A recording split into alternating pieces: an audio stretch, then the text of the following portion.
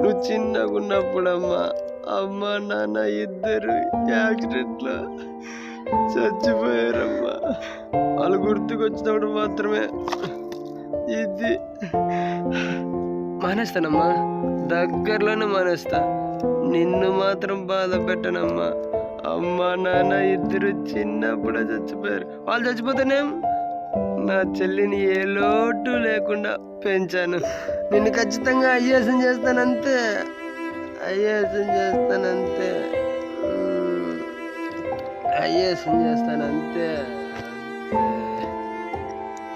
ఐఏఎస్ని చేస్తానంతే. అమ్మా బాధలో పడి చెప్పేది మర్చిపోయినమ్మా. నీకు బట్టలు తెచ్చాడేమో. నీకు ఇష్టమైందని చెప్పి పులిహోర చేసాను, తినిపోమ్మా.